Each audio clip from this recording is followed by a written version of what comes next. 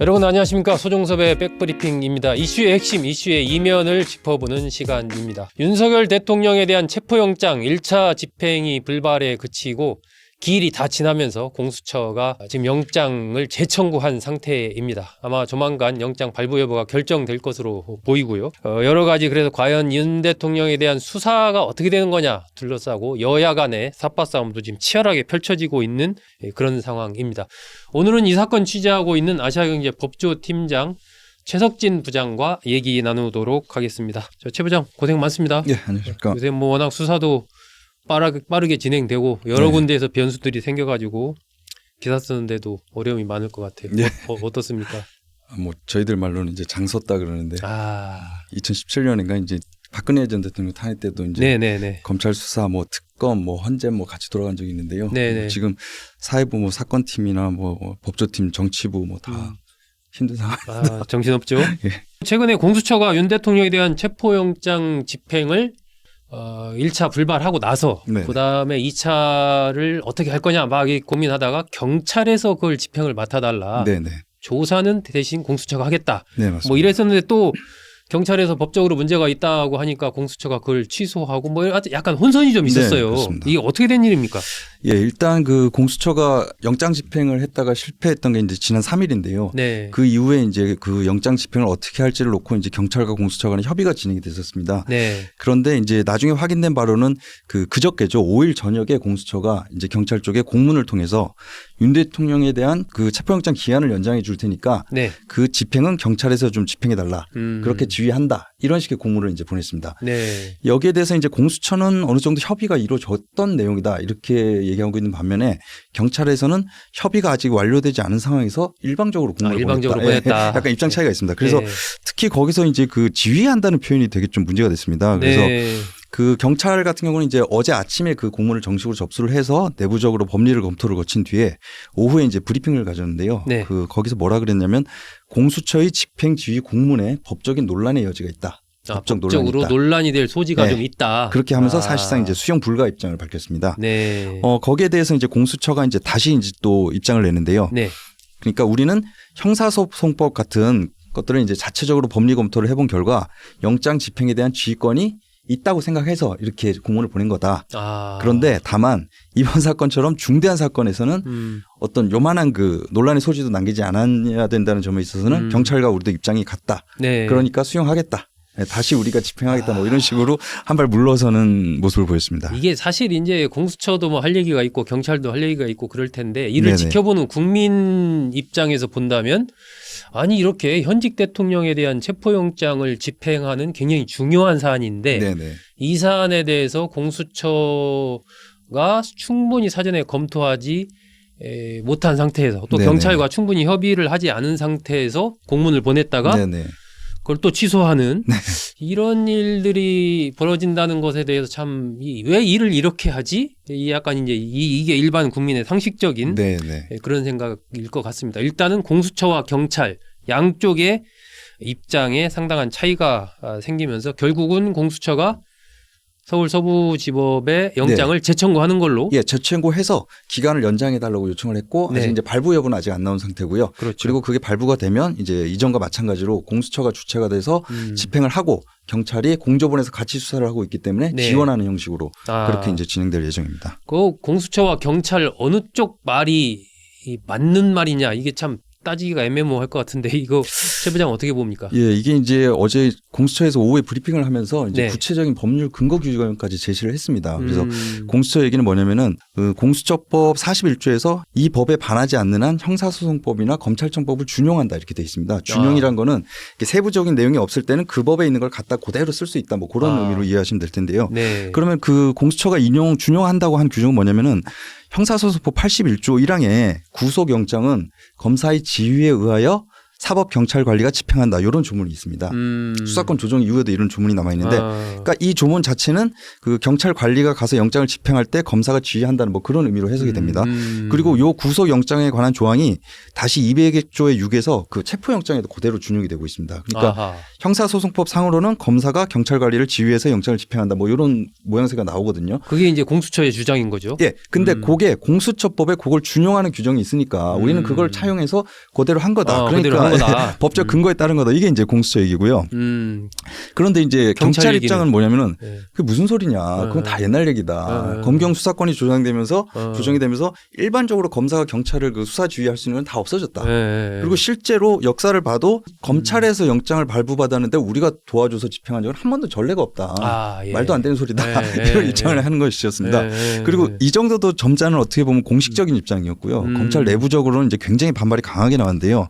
그러니까 공수처가 멋있는 건 자기들이 다 하려고 그러고 윤 대통령 잡아오면 불러서 조사하는 건 자기들이 다 하고 경호처랑 이렇게 몸싸움하는 거 힘든 거는 이제 우리 시키는 거냐 뭐 이런 것도 있었고 그럴 거면 차라리 사건을 다시 이첩해라. 약간 도굴보를 했죠 경찰이. 뭐 그런 여러 가지 말들이 나왔습니다. 그래서 그러다 보니까 이제 공수처도 약간 한 발 물러나서 이게 표현은 법문상 그렇게 돼 있으니까 우리가 지휘란 표현을 썼을 뿐이고 실질은 뭐 집행의 일임, 집행의 촉탁 뭐 이 정도 의미로 이해하면 된다. 이렇게 좀 한 발 물러섰습니다. 네, 그 좀 사전에 공수처와 경찰 간에 좀 원활한 소통을 통해서 충분히 협의를 하고 공문을 보냈으면 사실은 이런 혼선까지는 없을 텐데. 그리고 무엇보다도 경찰이 그 검찰의 수사권 지휘에서 벗어나는데 굉장히 오랜 시간이 걸리지 않았습니까? 그렇죠. 그래서 겨우 이제 법을 개정해서 이렇게 됐는데 해놨는데 이걸 만약에 수용해 버리면 다시 또 검사의 지휘를 받는 걸로 되는 경우가 돼서 도저히 받아들일 수 없는 경찰 상황이었을 입장에서는 겁니다. 뭐 굉장히 이게 예민하고 민감한 내용이죠, 사실은.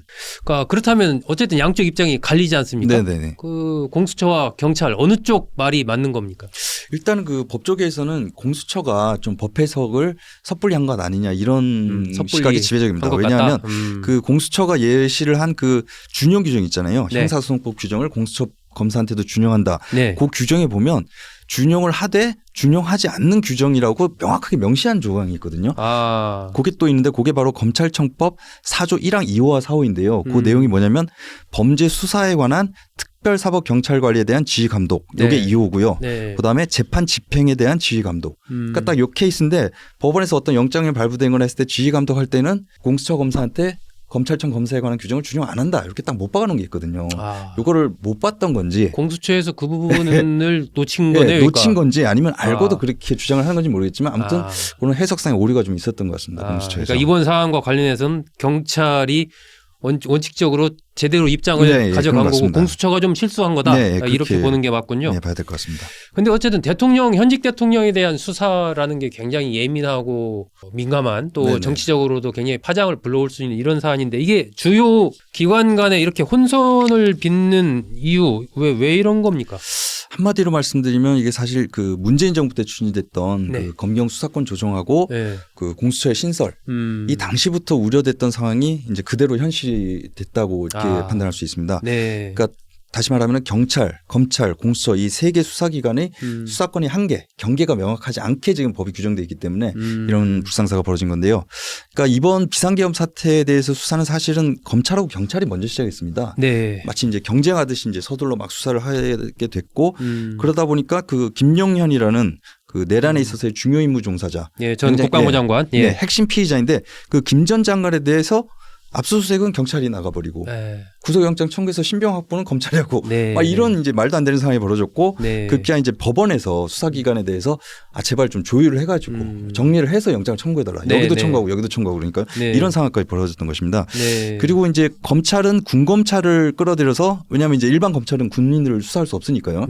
군검찰과 같이 특별수사본부라는 걸 꾸렸거든요. 12월 초에 6일에 이제 꾸렸는데 그 이후에 경찰하고 공수처하고 국방부가 이제 같이 공조수사본부라는 걸 꾸리게 됩니다. 근데 그거는 어떻게 보면 그걸 꾸리기 전에도 이미 협의는 하고 있었거든요. 검찰하고 경찰, 공수처가 다 이제 같이 뭘 해보자고 해서 근데 이게 사실상 협의가 결렬된 거죠. 그렇게 하면서 따로 이제 공조수사본부를 꾸렸는데 이거는 경찰하고 공수처의 니즈가 딱 맞아 떨어진 겁니다. 그러니까 경찰 입장에서는 영장 청구권이 없기 때문에 항상 검찰을 통해서 신청을 하고 검찰이 청구를 해줘야 되는 거거든요. 근데 검찰이 이제 이게 좀 요건이 안 맞다 그러면 반려하는 경우도 있고 막 이러니까 계속 이제 눈치를 봐야 되는 상황이었는데 공수처랑 같이 수사를 하게 되면 공수처 검사를 통해서 구속영장이나 뭐 압수수색 영장 가능하니까 그 부분이 이제 해결이 되는 거고 네. 이제 공수처 입장에서는 인력이 턱없이 부족한데 그 경찰이란 방대한 인력도 이제 같이 활용할 수가 있고 네. 거기다 이제 또 중요한 게 수사 권한이 없다. 내란죄 수사 권한이 없다는 논란에서 완전히 이제 벗어날 수 있었기 때문에 경찰이 있으니까 예, 그런 이제 서로의 필요가 이제 합치돼서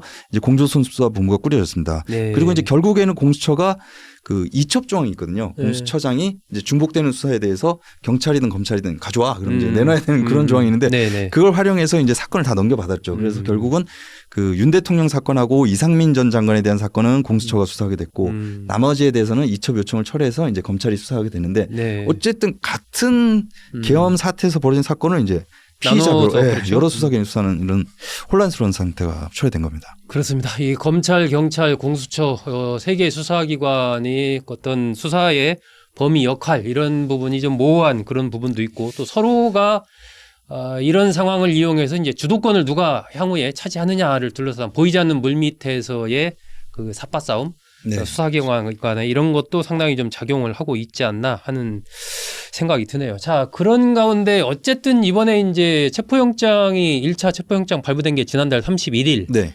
인데 거기에 공수처가 일단 실패를 했잖아요. 네네. 불발을 하고 그리고 이번에 또 2차 그 체포영장 막판에 6일 날 집행을 2차 집행을 하느냐 마느냐 둘러싸고 지금 말씀하신 이런 경찰관의 혼선 이런 게 네. 나오면서 아니 이렇게 큰 사건을 좀 이 수사기에는 공수처 자체의 역량이 이게 좀 안 되는 거 아니냐 네네. 이런 비판들도 좀 나오고 있는데 그 부분은 어떻게 봐야 될까요? 공수처의 수사 역량이라고 할까? 예, 이런. 맞습니다. 그 뭐 물리적인 면에서 인력 면에서 한계가 있다는 거는 이제 공수처도 스스로 인정하는 부분입니다. 그래서 어제 브리핑 때도 공수처 전체 인원이 한 50명 정도 된다. 그런데 영장 집행에 달려갈 수 있는 사람은 아무리 동원해도 30명 정도인데 과연 그게 현실적으로 도움이 될지 모르겠다. 뭐 이런 입장을 보였는데 인력이 절대적으로 부족하고요. 일단. 네네. 그리고 공수처 검사 정원이 공수처 법에는 25명으로 되어 있습니다. 네. 처장, 차장을 포함해서. 근데 현재 지금 14명밖에 지금 안 되고요.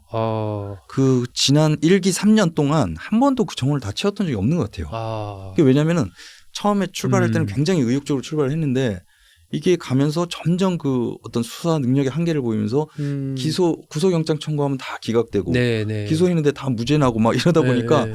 약간 그 공수처로 왔던 이직했던 변호사 출신 뭐 검사 이런 분들이 사표를 많이 냈거든요. 계속 사표를 내고 새로 뽑고 뭐 이런 성공한 거죠. 케이스가 없었죠 지금까지. 네, 지금까지 그래서 그 1기 공수처 때 유죄 판결 제로, 네. 구속영장 발부 제로. 그러니까 요번에 처음 하나 발부가 됐거든요. 네. 요번에 뭐 어쩔 수 없이 내란의 그 큰 틀에서 발부가 된 거기 때문에 공수처의 실력이라고 볼 수는 없을 것 같습니다. 그래서 그런 한계가 있고요. 그리고 이제 수사 역량과 관련해서는 사실은 태생적인 한계가 좀 있습니다. 그러니까 이 공수처가 출범할 때 이제 야당에서 이걸 만들면서 어떤 검찰을 견제할 그런 기구로 출범하지 않았습니까? 네네. 그렇다 보니까 검사 출신들은 일단 배제하자. 네. 차장도 차장도. 이러다 보니까 이제 판사 출신들이 처장 차장이라는 그 기관장이 됐었고 실제 수사를 지휘하는 부장 검사들까지도 막 판사 출신들이 오고 수사 경험이 얼마 있지 않은 변호사 출신이 오고 막 이러다 보니까 네. 사실 수사를 안 해본 사람이 수사를 지휘하는 구조다 보니까 어떤 수 없는 그렇죠. 태생적인 한계가 또 있었습니다. 다른 문제죠, 그죠? 그러니까 판사로 일했던 분도 형사사건 재판을 하니까 그 구조는 그 시스템을 알고 있고 죄도 알고 있지만 수사를 해본 건 아니잖아요. 그렇죠. 예. 그리고 또 변호사가 피고인을 이제 법정에서 변호는 해봤지만 네. 수사를 해본 건 아니기 때문에 그러니까 가져온 걸 가지고 판단하는 것과 가져온 사건 가지고 네. 변호하는 것과 그렇죠. 직접 그걸 사건 자체를 수사하는 건 다른 문제죠. 예, 좀 심하게 비유를 하면 이렇게 의학 서적을 보고 책으로 배운 사람하고 직접 수술을 하라고 시킨 거나 약간 네. 이렇게 비교할 수 있을 정도로 좀 어렵고요. 그래서 결국 지난 1기 김진욱 공수처장 때 후반기에 가서는 실제 검찰 출신들이 와요. 부장검사 이제 영입을 하는데 네네. 사실 이분들도 검찰 내에서 막 특수부를 막 거치고 이런 에이스 출신들은 아니고 예, 물론 뭐 검사를 15년 20년 하신 분은 있었지만 네네. 그렇기 때문에 어떤 한계가 있었다 이렇게 볼 수 있습니다. 인적인 측면에서나 경험적인 측면 여러 가지 부분에서 공수처가 큰 사건을 수사하기에는 좀 어려움이 있는 것이 사실이다. 네네 그렇습니다. 자, 그렇다면 이제 윤 대통령에 대한 수사. 네. 이게 어떻게 될까요? 일단 뭐 그 서부지법에서 이게 체포영장이 발부가 어떻게 되느냐? 일단 그것부터 시작을 하겠네요. 예, 일단은 뭐 지금까지 기존에 발부됐던 압수수색 영장이나 뭐 구속영장 이번 사건과 관련된 걸 봤을 때 뭐 법원에서 영장을 기각할 가능성은 뭐 거의 없다고 봐야죠. 다시 발부가 된다고 보이고요. 네. 이제 발부가 되면 경찰에서 우리가 집행 주체가 되지는 않겠다고 했으니까 네. 다시 이제 공수처가 이제 집행에 나설 것으로 보입니다. 그래서 아마도 이제 첫 집행 때 좀 준비가 미흡했다는 지적이 많았거든요. 네. 그 공수처 그 고위 간부가 어떤 말을 했냐면은 경호처가 저렇게까지 강하게 반발할 줄 몰랐다. 그 정도 나올 줄 몰랐다. 그죠? 어떻게 보면 좀 너무 안일한 태도였잖아요. 그래서 이제 2차 집행에 나설 때는 아마 좀 더 대비를 갖추고 경찰 쪽 인력 지원도 더 충분히 이제 확보를 해서 이제 가게 될 것 같고요. 근데 하지만 경호처의 입장도 워낙 지금 확고한 상황이라서 그리고 이제 그 1차 집행할 때 이렇게 산으로 돌아서 들어오는 걸 보고 거기에 원형 철조망까지 다 설치를 하지 않았습니까? 그래서 뭐 아무리 인원을 많이 데리고 가도 꼭 성공할지는 지금으로서는 아직 뭐 알 수 없는 상황인 것 같습니다. 그러니까요. 일단 그 한두 번 이제 집행을 시도하다가 그래도 불발된다면 이제 공수처가 취할 수 있는 선택지는 사전 구속영장을 이제 곧바로 청구하는 건데요. 조사도 하지 않고 그렇게 돼서 신병을 만약에 확보되면 그때는 이제 형사소송법상 20일 이내에 이제 수사를 마치고 기소해야 한다는 그런 제약을 받게 됩니다. 그게 이제 좀 부담이 될 텐데 근데 하지만 어차피 이제 지금 현행법상 기소는 대통령을 조사하는 공수처에서 하더라도 기소는 또 검찰에 넘겨서 검찰이 하는 시스템으로 가야 되는 상황이거든요. 근데 검찰이 앞서 이제 김용현 전 장관을 기소하지 않았습니까? 그 공소장이 이제 좀 일부가 공개되는데 거기를 보면은 마치 이제 윤 대통령에 대한 공소장이라고 해도 좋을 만큼 이제 공범 관계니까 내란의 수괴 혐의를 받고 있고 중요의무 종사자다 보니까 이 김용현 장관 혐의에 다 등장을 해서 검찰이 이미 어느 정도 이번 사태 전반에 대한 조사는 맞춰진 상태이기 때문에 뭐 검찰이 기소하는 데는 크게 무리가 없지 않을까 그렇게 전망이 됩니다. 네, 그렇군요. 자, 윤 대통령 측에서는 어쨌든 강하게 반발을 하고 있습니다. 경호처도 그렇지만 윤 대통령 스스로가 이번 이 체포영장 발부 자체가 문제다. 그리고 공수처 수사가 이 법적인 요건을 갖추지 못했다라고 계속 그렇게 주장을 하고 있는데 윤 대통령 측에서 주장하는 어떤 위법성의 근거라고 할까요? 그게 뭔가요? 여러 가지가 있는데요. 일단 윤 대통령 측에서는 공수처가 내란죄에 대한 수사권이 없다는 전제부터 시작하고 기본적으로 수사권이 없다. 그리고 그 말이 사실은 맞거든요. 그러니까 검찰청법을 이렇게 개정을 해서 검사가 수사 개시할 수 있는 걸 제한을 뒀고 공수처법에도 공수처가 수사할 수 있는 이제 대상들을 딱 규정을 했는데 거기에 내란죄가 전혀 들어있지 않아요. 근데 지금 경찰이 내란죄를 수사하는 건 경찰이다라는 얘기를 하는 이유가 거기 있는 거죠. 수사권 조정 이후에는 경찰은 모든 사건을 수사할 수 있기 때문에 이쪽이 못하는 건 일단 경찰의 수사권이 있다고 봐야 되는 거 맞습니다. 근데 이제 검찰과 공수처에서 어떤 법리를 가져오냐면은 그 수사 개시할 수 있는 범죄 중에 그 자기가 수사할 수 있는 사건과 관련된 범죄, 요걸 수사하다 인지한 범죄, 뭐 이런 것들에 대해서는 수사권을 확장을 시켜주고 있거든요. 그러니까 검찰에서 처음에 어떻게 수사를 시작했냐면 우리가 직권남용 혐의도 받고 있지 않냐, 윤석열 대통령도 우리가 직권남용은 수사 권한이 있다. 공무원의 그 주요 범죄로서 그렇기 때문에 그와 관련된 범죄로 당연히 내란죄도 우리가 수사할 수 있다. 근데 그렇게 얘기했을 때 야당에서 굉장히 반발했었어요. 야 그렇게 따지면 수사 못할 범죄가 어딨냐. 다 할 수 있지. 막 이렇게 비난을 했었는데 그래서 그때 검찰이 이제 발견한 게 이번 사건에 경찰이 엄청 주요 피해자 많지 않냐. 그 경찰 뭐 청장 뭐 경찰이 한다는 게 말이 되냐. 근데 경찰 사건은 또 수사할 수 있도록 돼 있거든요. 검찰청법에. 그런데 경찰의 사건에 관련 범죄니까 내란에도 관련되니까 우리 수사권이 있다고 했고 그 부분에 대해서는 김명현 장관 영장 청구할 때 법원도 인정을 했어요. 그걸 명시를 해줬어요. 경찰 범죄에 대한 관련 사건으로서 검찰에 수사 권한이 있다. 이것까지 명시해줘서 어느 정도 해결이 된 상태였거든요. 그래서 공수처도 그와 같은 논리를 주장하고 있습니다. 똑같은 논리죠. 직권남용과 관련 범죄를 우리가 수사할 수 있다. 근데 여기에 대해서 민주당은 이제 반대는 안 하고 있는 거죠. 그런 상황이고요. 일단 수사권 문제가 그렇게 돼 있고 그다음에 이제 두 번째는 뭡니까? 그 영장을 받으면서 체포영장을 받으면서 그거를 중앙지법이 아니라 서부지법에 청구한 거기에도 이제 절차상 위법이 있다고 주장하고 있는데 거기는 어떤 배경이 있냐면 일단 공수처 법에 공수처가 수사해서 기소하는 사건의 관할을 서울중앙지방법원이라고 못 박아놨습니다. 그렇게 못 박아놨나요? 공정거래위원회 사건은 뭐 서울고등법원 이렇게 못 박아놓듯이 법에 아예 서울중앙지법을 관할로 한다 이렇게 딱 돼 있어요. 공수처가 수사하는 것에 대한 기소하는 거에 대해서 그렇게 돼 있는데 다만 이제 공수처의 주장은 뭐냐면은 예외적으로 뭐 요런 특별한 사정이 있는 경우에는 뭐 다른 관할지에서 이렇게 할 수 있다 이런 예외 규정이 있습니다. 근데 과연 이게 지금 예외적인 상황에 해당되느냐 여기에 대해서 이제 윤 대통령 측은 아니라는 거죠. 그러면 왜 여기다 했냐? 거기에다 청구하면 발부가 될 것 같으니까 영장 쇼핑한 거 아니냐 이게 이제 윤 대통령 측 입장입니다. 그렇죠. 어쨌든 서부지법에는 영장 전담 판사가 한 명 이고 중앙지법엔 5명이고 네네, 영장지법 서부지법 그 판사가 뭐 어쨌든 여러 가지 성향이나 이런 걸 봤을 때 맞습니다. 거기다 신청하면 발부될 가능성이 크니까 거기 한 거 아니냐. 이게 이제 국힘 쪽과 윤 대통령 측의 주장이죠. 그러니까 단적으로 말씀드리면 그 민주당이 헌법재판관 후보로 추천해서 최근에 임명이 된 그 정계선 재판관 있잖아요. 그분이 최근까지 서울 서부지방법원장이었습니다. 법원장이었고 그 헌법재판관 후보로 추천은 됐지만 그 정치 편향성 때문에 지금 임명이 보류된 마은혁 부장판사 그분도 서울 서부지법에 근무하고 있고요. 이 두 분이 다 저기 우리법연구회 출신이거든요. 그래서 아무래도 이쪽으로 가면 유리할 것이다. 이래서 이쪽으로 청구한 게 아니냐 이런 주장입니다. 그리고 이제 또 하나는 그 체포영장을 발부하면서 거기다 이제 그 서울지법의 영장전담 부장판사가 형사소송법의 특정 조항의 적용을 배제한다. 맞아요. 그렇게 단서를 달았거든요. 그것도 좀 이례적이긴 했죠. 굉장히 이례적입니다. 제가 지금 검찰 출입한 게 지금 한 17년 정도 되는데 한 번도 본 적이 없거든요. 영장 발부 풀에서 구체적인 법조항을 이런 조항은 적용 안 한다. 그러니까 이게 이제 판사의 취지는 이 저기 뭐야 비밀을 요한다 뭐 이런 단서 조항을 이용해서 이제 체포영장을 집행을 막는 거를 이제 배제시켜 보려고 이렇게 명시를 한 것 같은데요. 여기에 대해서는 이제 법조계 내에서도 좀 해석이 갈립니다. 그러니까 이게 물건에 대한 압수가 아니거나 사람에 대한 압수이기 때문에 당연한 거, 해석상 당연한 거를 그냥 규정한 거다 이렇게 보시는 분들이 있고 이거는 영장 판사가 자기가 권한이 없는 조치를 한 거다 이렇게 약간 입장이 갈리는 상황입니다. 어쨌든 이게 이 수사 과정에서 여러 가지 좀 논란이 인다라는 것은 매끈한 수사를 진행하는 그런 측면에서 본다면은 좀 그렇습니다. 좀 더 문제가 있는 건 아니냐 그렇게 볼 수 있는 부분이 있습니다.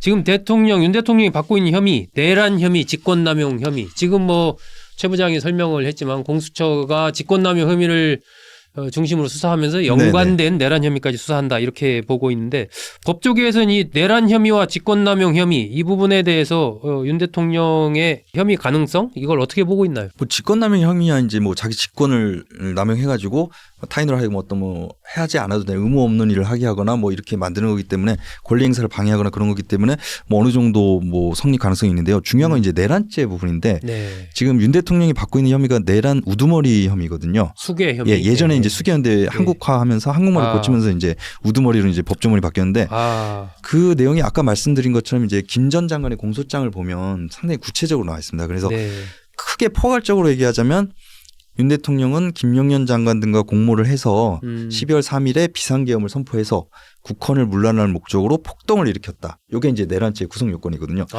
그런 혐의를 받고 있는데 구체적으로 이제 말씀드리면 한 3가지 정도. 그러니까 첫 번째는 국회를 봉쇄를 해서 계엄 해제 의결을 못하도록 방해하도록 시도한 혐의. 국회의원들이 계엄 해제 못하도록 방해했다. 봉쇄하려고 했던 혐의. 하나는 이제 뭐 이재명 대표나 한동훈 그 전 대표 등 그 주요 인사들을 체포 지시한 혐의. 그 부분하고 세 번째가 이제 중앙선관위를 점거해서 서버를 빼내려 했던 또 선관위 주요 직원들을 체포하려 했던 이렇게 크게 3가지 정도로 볼 수 있습니다. 그런데 일단 지금 법조계에서는 이번 사태와 관련해서 이게 비상계엄 선포가 헌법이나 계엄법의 요건에 벗어난다는 점에 대해서 는 거의 이론이 없는 것 같아요. 그러니까 그 요건이 뭐냐면은 전시사변 이에 준하는 국가 비상사태 이런 상황이 있어야 되고 상황 요건으로 그리고 병력으로 경찰력으로는 안 돼서 병력으로 군사상 필요에 응할 상황 뭐 이런 요건들이 필요한데 이 정도는 아니었다. 그러니까 요건이 충족이 안 돼 있었고 또 계엄을 선포하더라도 그 국회에 대해서는 어떤 조치를 못하게 돼 있는데 헌법상 정부나 법원의 권한에 대해서만 할 수 있도록 돼 있거든요. 그런데 그 국회의원들의 정치 활동을 금한다고 포고령을 딱 선포를 해버렸기 때문에 이 자체가 계엄법에 반하고 헌법에 반한다는 거에 대해서는 거의 이론의 여지가 없는 것 같습니다. 그런데 이제 문제는 그럼 이게 과연 내란죄냐 곧바로 비상계엄을 요건에 안 맞게 발표하면 그럼 바로 내란이냐 여기에 대해서는 조금 다른 의견이 있을 수 있는 것 같아요. 좀 거기서는 갈리는 거군요. 근데 지금 워낙 이번 상황이 벌어지고 나서 뭐 민주당을 주도로 해서 워낙 이게 지금 뭐 말도 안 되는 일을 했다 이렇게 하다 보니까 이제 뭐 내란죄에 대해서도 좀 어렵지 않나는 얘기를 선뜻 못 하고 있는 것 같아요. 다들. 근데 오히려 사석에서 이렇게 법조인들 얘기를 들어보면 아니 근데 이게 내란이 맞는지는 나도 장담 못 하겠다 이런 분들이 있어요. 그 이유가 뭐냐면 내란인 게 일반적으로 이제 이 군인들을 동원해서 나라를 들어 엎어서 정권을 찬탈하고 뭐 이런 목적이거든요. 근데 사실 윤석열 대통령은 권력의 최정점에 있는 대통령인데 이 사람이 뭐 정권을 뺏으려고 내란을 하는 것도 아니고 그리고 어쨌든 이분의 논리는 대통령의 입장은 그 민주당의 그 어떤 입법 폭주나 계속된 탄핵 소추 이런 것들을 봤을 때 이거는 국가의 위기 상황이다. 나는 이걸 전시 상황 준하는 걸 봤다는 건데 그 판단이 맞는지 틀린지는 나중에 판단해 볼 문제지만 네. 그게 맞고 틀리고를 떠나서 그런 생각으로 비상계엄을 선포했다면 그게 과연 국헌을 물러나게 할 내란의 목적이라고 봐야 되냐. 여기에 대해서는 이제 좀 논란이 있을 수 있다는 겁니다. 그러니까 헌법 위반이나 직권남용 혐의 뭐 이런 부분에 대해서 네. 큰 이론이 없는 네, 상황인데 과연 내란죄냐라는 거에 대해서는 좀 이론이 있다. 예, 그렇습니다. 그러니까 이건 이제 지금 최 부장이 이야기하는 부분은 탄핵과는 조금 결이 다른 겁니다. 그렇죠. 형법적인 이제 죄의 유무와 관련된 부분이고요. 탄핵은 어쨌든 헌법을 위반한 부분이 명확하면은 탄핵의 사유가 되는 거죠. 그건 네, 좀 더 다른 그래서 문제입니다. 탄핵에 인용될 가능성은 뭐 높게 보도를 보는 것 같은데 네. 이 내란 혐의에 대해서는 내란죄의 조금 범죄자냐? 의문점을 제시하는 분들이 있는 것 같아요. 그게 또 왜 그렇죠. 그러냐면 그 형법 재판의 경우에는 이제 판사가 의심이 들지 않을 정도로 엄격한 증명을 해야 되는 거고 이게 지금 법정형이 내란 수괴 같은 경우에는 사형, 무기징역, 무기금고 요 딱 세 가지밖에 없거든요. 세죠. 예, 그러니까 뭐 네. 징역 20년, 30년도 아니고 그냥 무기를 하거나 사형이나 이거 이렇게 중대한 범죄이기 때문에 네. 최대한 좀 무죄 추정의 원칙이 유지되는 상황에서 어떻게 엄격하게 이거를 입증을 해가야 되는데 그 부분에 대해서는 조금 이제 변수가 있을 거라는 생각들을 하는 것 같습니다.